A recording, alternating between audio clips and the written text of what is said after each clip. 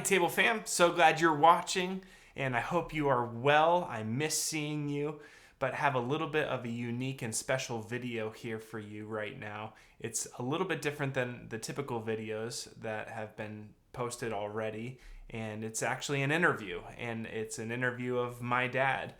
God has been teaching me some really cool things throughout this time that we find ourselves in, and I've been trying to share those with you. And one of the things that kind of has been landing on me kind of in the wrong way is I'll see a lot of different posts or different things online, and maybe you have as well, of different hobbies people are picking up, or you're getting so much done, and if you're not taking advantage of this time, then you're really wasting a lot of precious time and opportunity. You shouldn't waste your quarantine, and I agree with all of that. I think that that's really all awesome stuff. But I've even recently seen some posts that are saying, like, if you don't take advantage of this time, then really it's you're undisciplined, and it just is kind of nasty, and it puts a lot of pressure on people. And I've even felt the pressure of, here we are with some more time at home where maybe you would be somewhere else, and if viewed like a sponge, unless you are like wringing out every drop of potential during this time, then you're wasting your quarantine. Whereas I feel that we all need to uncover the biblical model of lament, meaning that if, and this is kind of a quote from my dad, so you'll see this, if you're not okay, that's okay. And we have a strong model of lament in the scriptures. And so I wanted to kind of probe and ask questions of my dad, who has a background, and this will be in the video as well, in pastoring, in critical incident stress management. He's been involved with a lot of relief efforts for those who have gone through trauma in our country as well. Post 9/11 was called to speak with the pilots of those different airlines, and the list goes on and on and on. So he's just really knowledgeable on the subject of lament, which is really an intense grieving. In the scriptures, the word lament is also associated with mourning, wailing, crying, weeping, grief. Intense grief expressed. That's lament, and it's okay to lament. So I hope that this video really encourages you to get it out, to lament, to be honest before God, and not try to hide and stifle the emotion that you're feeling. Hey, Mike. Hey, Dad. How are you? I'm well. I appreciate you being willing to step into this Sure. Zoom room and speak to our young adults a little bit. Sure. Just because, one, I think you're the best because obviously I'm biased because you're my dad, but you also have tons of experience in not only pastoring, but also in critical incident stress management. And one of the things that prompted me to call you, and I just wanted to get a quick perspective of yours. I recently read an interesting article in Time written by the theologian, author, and pastor N.T. Wright. And the title of the article was Christianity Offers No Answers About the Coronavirus. It's Not Supposed to. And it's not because he was trying to, he's probably just using a dramatic title, of course, Sure. but he's a theologian who I actually really admire. But his whole point was, this is not necessary. Everyone's looking for answers. Why is this happening, etc. Whereas he said, quote, this time, quote, is a stillness, not of rest, but of poised, anxious sorrow. And he had kind of talked about that in bringing to light the need for the biblical model of lament. Mm-hmm. And this is kind of a unique concept. And I think right now Christians are easily kind of trying to grab for answers. Is God punishing us? Is it because I'm sinful? Is it because, all kinds of different reasons, Is it God trying to teach us something? And of course, while that might be some good outcomes and ways to look at this as well, I just wanted to kind of get your take on lament and this thought of lament, and how would you define lament? Before I go and define that, let me go back to your original premise. Um, why is God and Christians looking for answers and this and that and the other thing? It's what we call the theodicic question. How do we reconcile a benevolent God with evil that's going on in the world at this time, and particularly in the form of this virus? And I've come to realize that a lot of times when people are asking that question, they're not looking for an answer. They're just expressing psychological trauma in theological terms. It's hard for them to go to any place else but the highest entity, and the highest entity, of course, is God.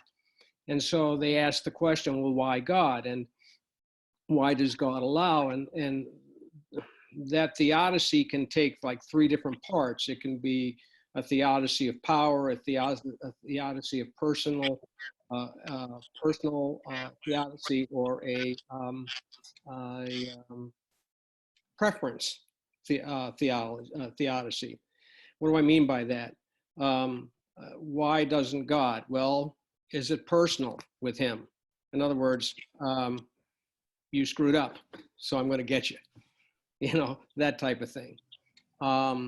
Is it powerful? Does it have to do with his power? Well, we know, God is all powerful. Or does it have to do with his preference that he doesn't care? And he's passive about it all. And of course, none of those things are true on its face. So we're left then with, well, why does God? And that brings me back to the original statement that a lot of times Christians or non-Christians are always asking these theological questions to express a psychological trauma. Right. So now to your point on the lament.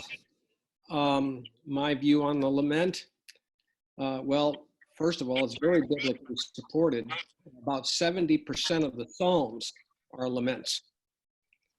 And you can, in fact, there's a whole book of the Bible dedicated to lamentations, the Lamentations of Jeremiah, weeping over a society that had gone sideways. And so you have that perspective.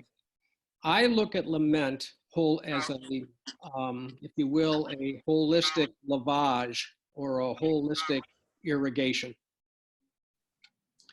that is good at the physiological level, the emotional level, the mental level, the spiritual level. Physiologically speaking, it's good. A lament is good for you physiologically because it releases adrenaline toxicity, and it kind of gives it a vent, if you will. If we take the term lament and put it into the terms of cathartic ventilation, that's what it is on the physical, emotional, mental, and spiritual levels. So you have from the physiological standpoint, it's good for you to lament, and if you associate that with crying, that's even more ventilative, if you will. And things, for example, it has a soothing. Lamenting can have, in balance, mind you. You don't want to take it to the extreme. In balance, it can have a very soothing effect because there are things that are activated in the parasympathetic nervous system that will provide for that physiologically, and the release of oxytocins and endorphins are really good because those kind of promote comfort and calm. So from a physiological standpoint, the lament is beneficial. It can act as a lavage or an irrigation. Emotionally,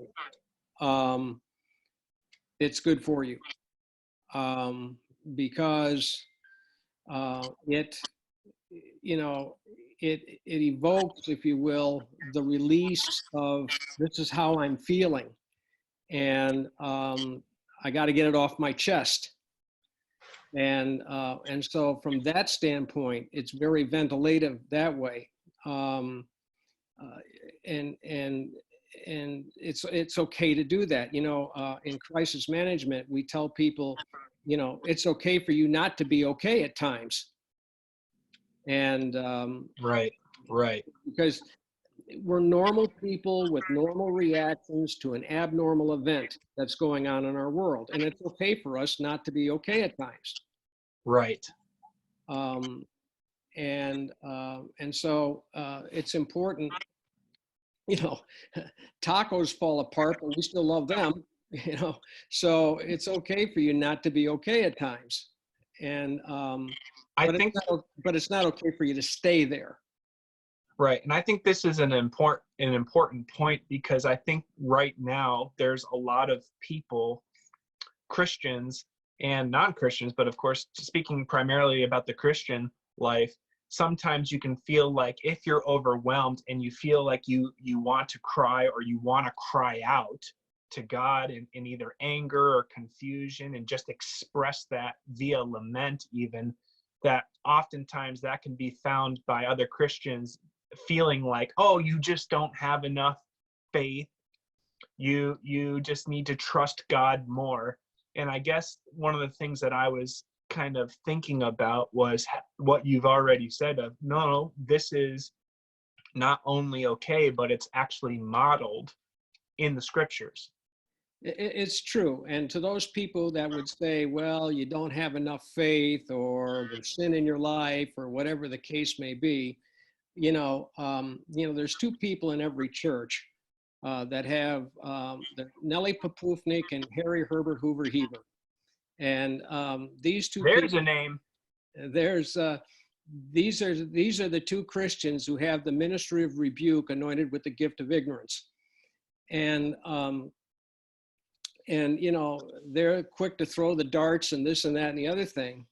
But if that's the case, then why do we have the tremendous imagery of the crisis of what I will even call the crisis of faith of Jesus in the Garden of Gethsemane as we are approaching this week?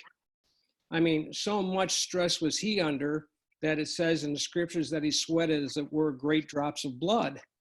Well, that's a physiological condition known as hematidrosis.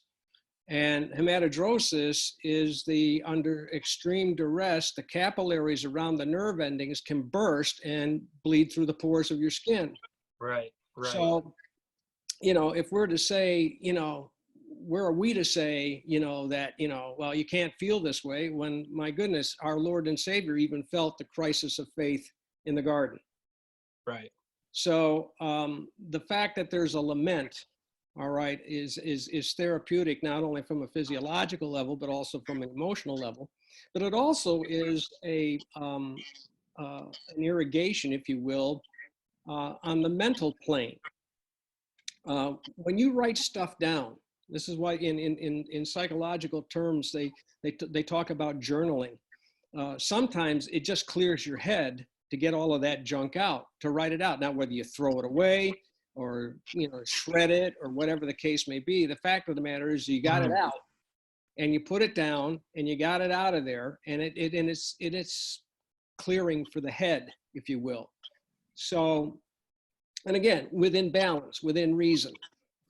And then the final thing is that it's spiritually conducive to well-being, because what you're doing is you're joining the Old Testament worthies, Moses and David and Abraham and Joseph and all of these Old Testament, where Jeremiah, he was known as the weeping prophet, and the Lamentations that bear his name, follow right after the prophet's discourse.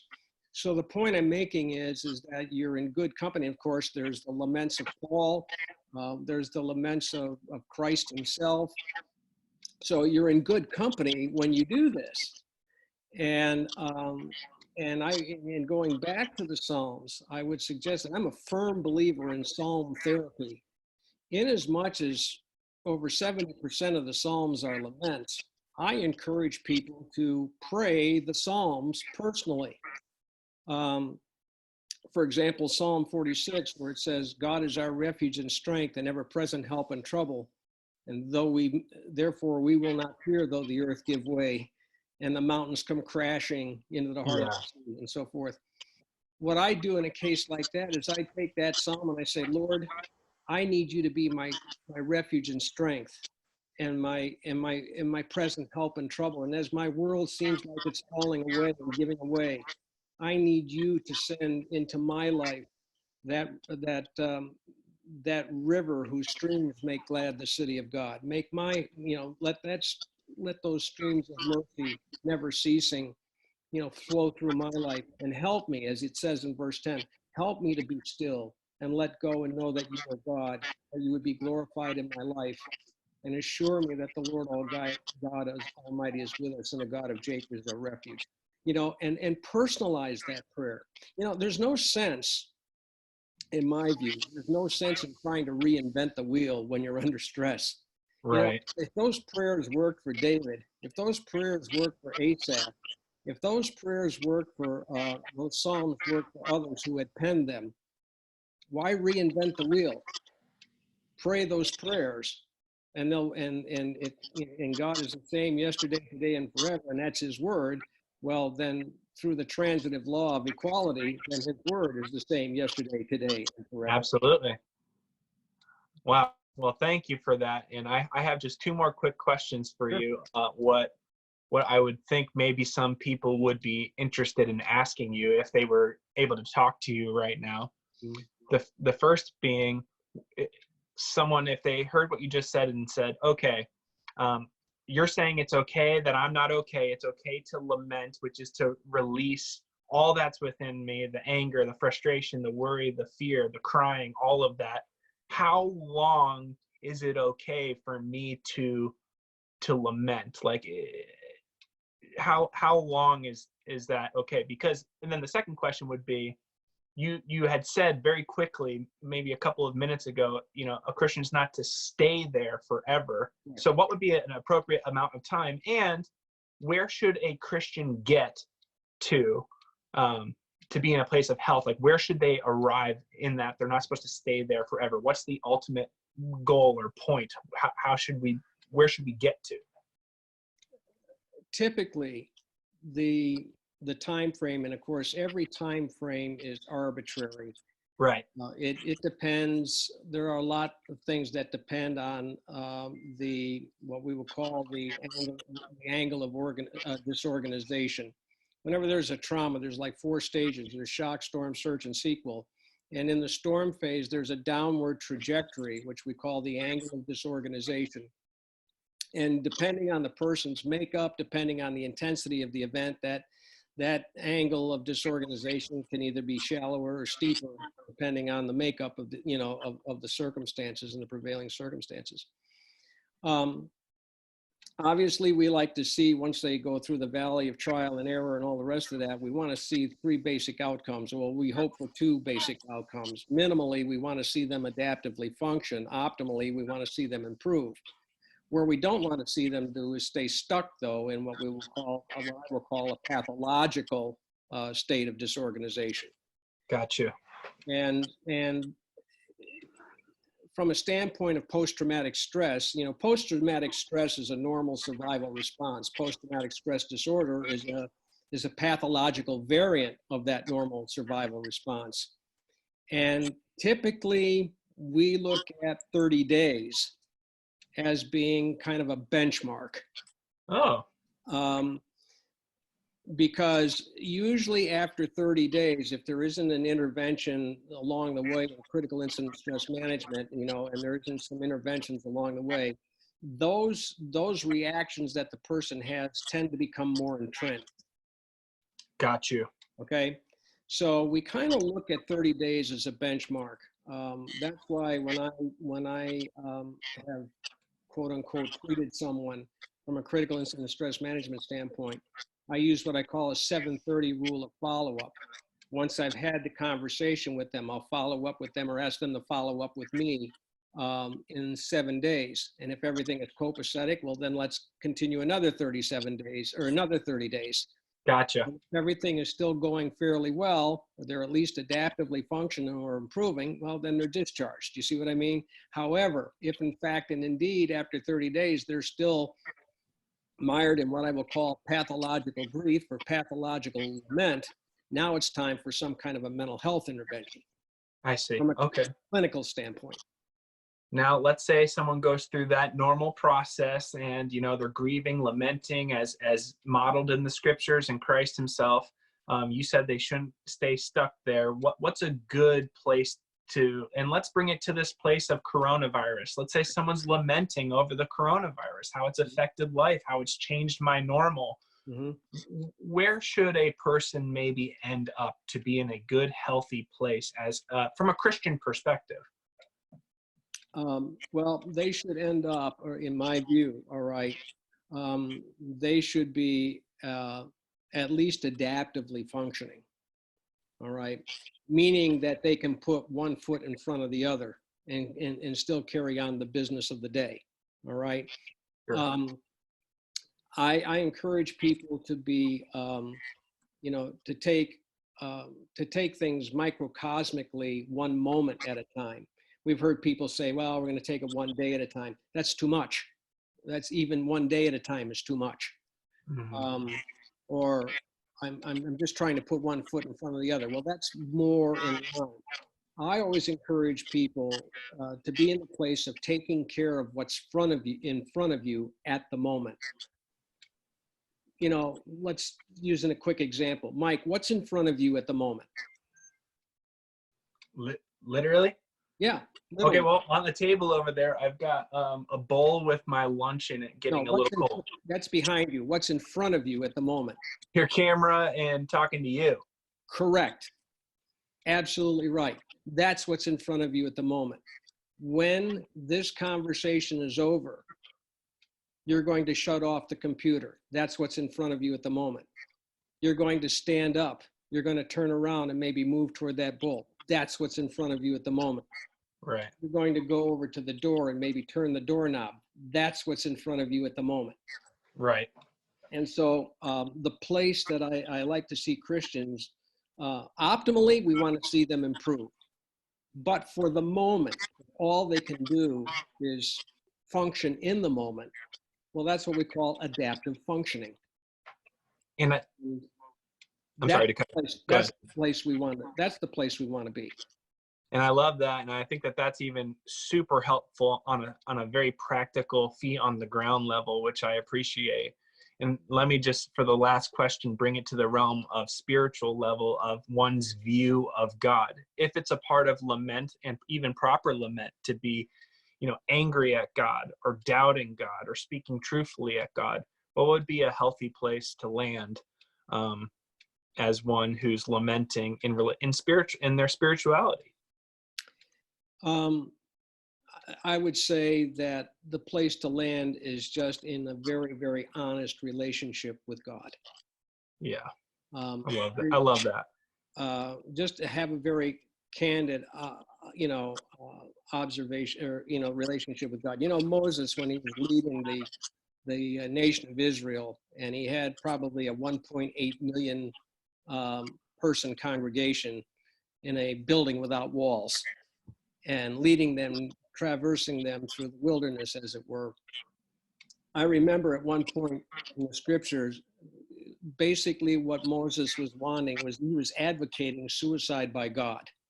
Basically what he was saying is, God, if this is the way you're going to treat me and I have to lead all these people, just kill me now. Right. And Elijah, kind of felt the same way. And after the victories at Mount Carmel, and then Jezebel, having his name and face in every post office in her realm, the point I'm making is that we have to have an honest relationship with God. And I believe he expects that. I would commend to anyone Psalm 103. Bless the Lord, O my soul, and all that is within me. Bless his holy name. Bless the Lord, O my soul, and forget not all his benefits, who forgives all your sins, who heals all your diseases, who redeems your life from the pit and crowns you with glory and honor. And then further on in Psalm 103, he says, he knows our frame. He remembers our frame, that we are but dust. In other words, he gets it. And I remember going to a viewing of a lady whose husband who had been diagnosed with pancreatic cancer at Halloween and was dead by Thanksgiving. Uh, And I remember going to the funeral home and standing at the casket and then coming over to her and saying to her, Jenna, I am so sorry for your loss. And I remember she was standing there with her arms crossed and her lips pursed, kind of gritting and very, very tense. And she said to me, I just want you to know, Reverend, I'm really having a hard time with God right now. And my exact words to her were these: he's a big boy. He can handle it. yeah. Yes. And I think we, without any disrespect to God, I think we have to remember he's a big God. He can handle it. I don't know that you even fully appreciate how much I think people need to hear this right now, in hearing so much different news, and even from the Christian world of like having to hold it all together, etc. The fact that they can speak honestly to God about what they're feeling and lament is such a breath of fresh air and something that I think is so necessary for this moment. I agree with N.T. Wright in his article that that's something that should be uncovered right now in this season. And in fact, to kind of close this conversation, I wanted to leave with a quote that he said, the final paragraph of that article. He said, "It is no part of the Christian vocation then to be able to explain what's happening and why. Right. In fact, it is part of the Christian vocation not to be able to explain and to lament instead. As the Spirit laments within us, so we become, even in our self-isolation, small shrines where the presence and healing love of God can dwell. And out of there can emerge new possibilities, new acts of kindness, new scientific understanding, new hope, and new wisdom for our leaders." For sure. And just as a postscript, and to those that may be viewing this, I stopped praying in the King James Version a long time ago. I love the King James Version. I love its prose. I love its poetry. I love its sophistication of language. But very frankly, I stopped praying in the King James Version a long time ago. I pray in the EUV, the Evans Unauthorized Version. And I'm just as level honest with God. Yes. And if it stinks, it stinks. If it rots, it rots. On the other hand, if it's good, God, this is good. Great job. I just want you to know, I think you're doing a great job up there. I love that. And I think it's good to keep both sides of that, right? Yep, for sure. Well, thank you, Dad, and You're welcome, Pastor, and Doctor, and Chaplain, and all that stuff. Gary Evans, I love you, and thank you for speaking to our table, family. And we'll talk to you soon. Thanks for tuning in. I hope that video was an encouragement to you to embrace all of the emotions that you're feeling, to lament. Just as Jesus lamented, just as it's modeled in the scriptures. I hope that you have a little bit of relief that it's okay not to be okay. And however long it takes, that you can lament. Use this time to get it out, to not hide not being okay. It's okay not to be okay, and to bring that before God, not to have to put up a front before people.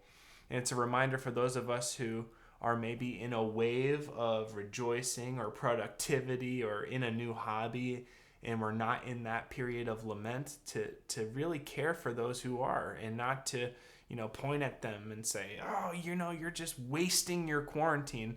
No, sometimes it's just we need to cry out, and we need to feel pain, and that's okay. That's what it means to lament. And so I hope you tune in again next week. We're going to continue to post these videos every week. I'm going to link the article down below to the NT Wright article, and would encourage you to read it. It's short, it's brief, but it's true. And I hope that you have a great week. We love you. Talk to you soon.